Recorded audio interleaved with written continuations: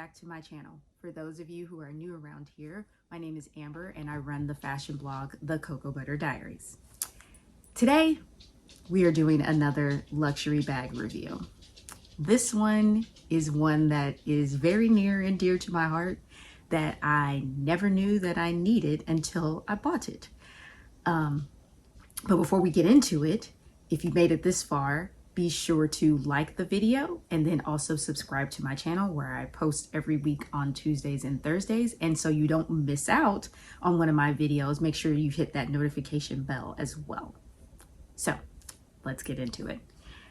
This bag was a bag that I didn't want, honestly, when it first came out, because I felt like it wasn't for me. I felt like it was too young and, for lack of a better way of saying it, casual. I am not really a casual bag girl. I like bags that are a little bit more dressy and structured, and then I like to kind of dress them down and make them casual. But let's get into the backstory of how I even ended up getting that far.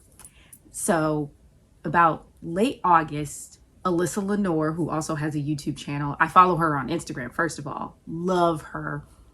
She posted this bag in a video that she did with Farfetch. And I was like, girl, I like that. I don't know why, but I really like that. Like I vibe with that. And I was like, and I was talking to myself and I was just like, am I really thinking about buying this bag? And then it was just kind of like, yeah.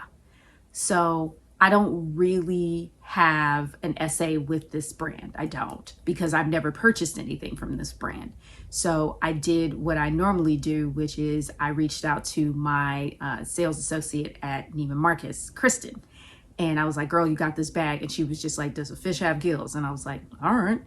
And sure enough, we did everything via text. I got my receipts and she shipped me the bag. I think I got it in like 2 days.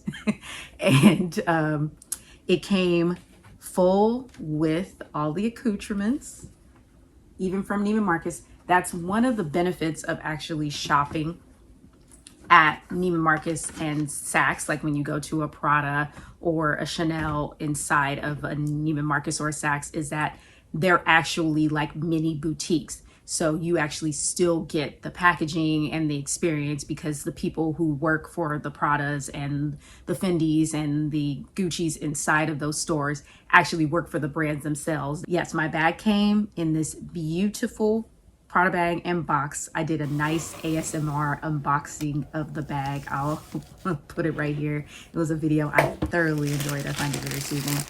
And the bag came, and here she is. This is the Prada Re-Edition 2005 in black Saffiano leather with gold hardware. I love it. So this is the bag that I finally said that I needed. The reason why it took me so long to get one of these, honestly, is because when it first came out, everybody knows it came out with the nylon, which I don't understand why people would pay $1,300 for a nylon bag, but that's, you know, how you spend your money is your business. But for me, I was just like, it don't make no sense. The math ain't mathin'. But when it came out in the leather, I was like, I could get on that. Like, that is something that I could do. And also because the leather ones have gold hardware. I'm more of a gold hardware girl when it comes to my bag hardware. So when I saw that the Saffiano leather actually came in gold hardware, that was the other selling point for the bag. So it was the leather, then it was the hardware, and I was just like, sign me up. So the first day I took her out, I went shopping because why not? It fits all of my everyday essentials. It fits my keys, fits my phone, fits all my other little knickknacks. I do like to use this little compartment to either hold my AirPods or cash.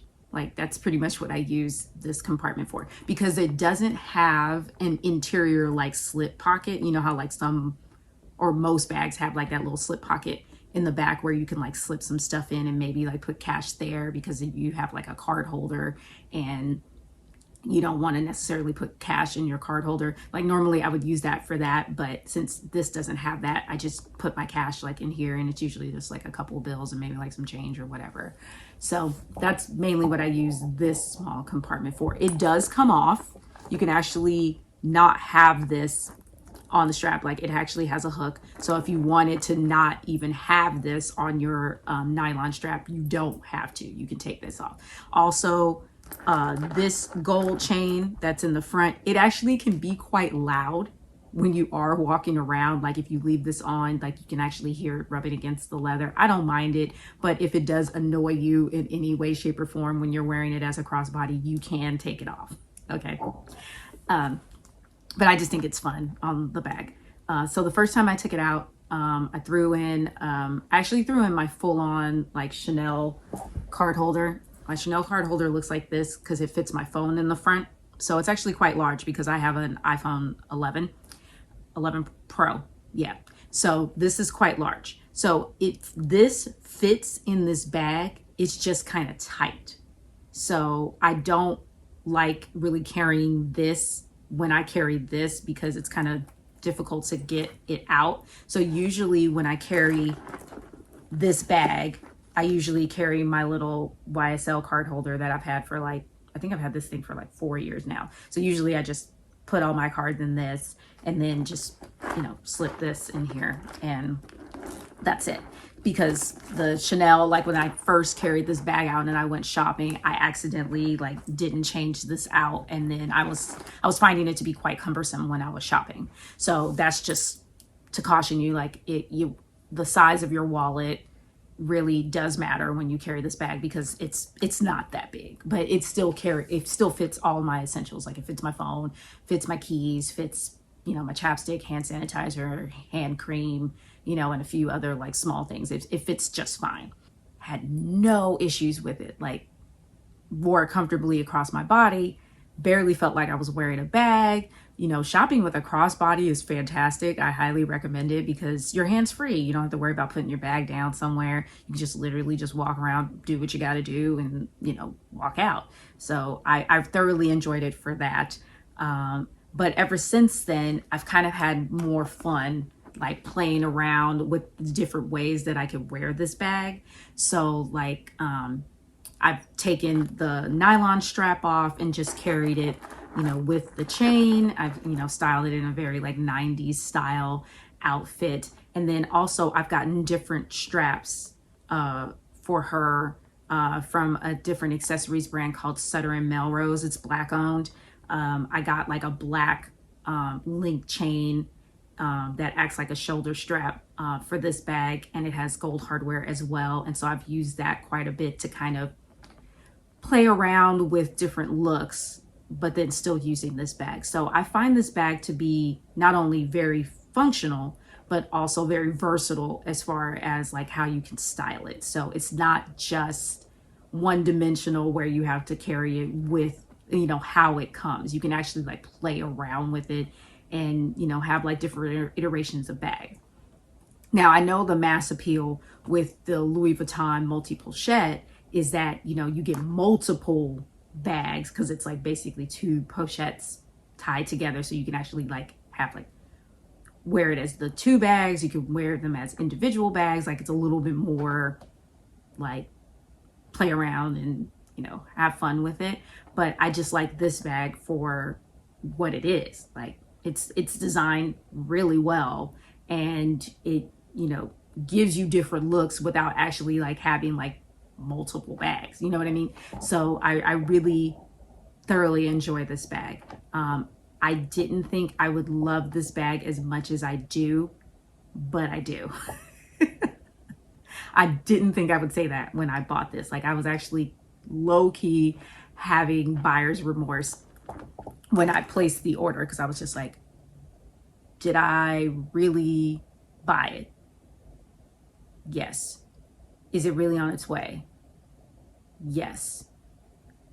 Am I sending it back when it gets here? Maybe.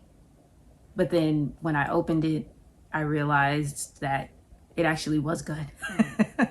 And I'm glad that I held on to it, because it's a bag that I didn't know that I needed in my closet, and I'm glad that I added it to my closet this year. Ooh, and yesterday when I was on Instagram, because I do follow the sales associates that I buy from, they got gray. And it is everything.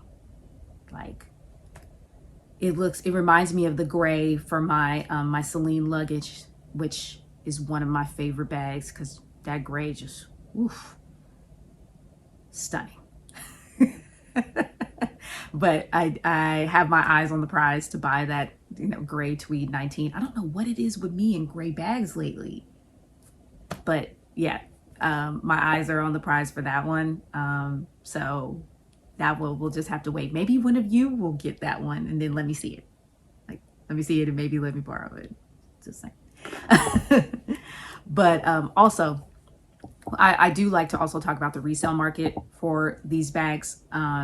They are popular. So if I were to like sell it, I would probably make what I paid for it, if not a little bit more, because I don't use mine that much.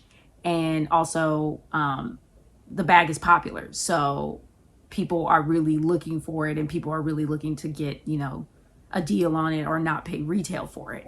So I could probably get back what I paid for it with this bag, because it's so popular right now. Not every bag you can say that, but this is one of those where I would probably get above what I paid for it, or make back at least pretty close to what I paid for it if I were to sell it, but I'm not. That's pretty much all I have to say about the Prada Re-Edition 2005 in Saffiano leather. Isn't she pretty?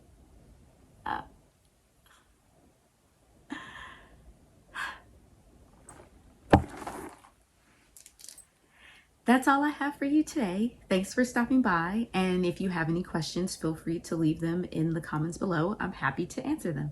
See you next time. Bye.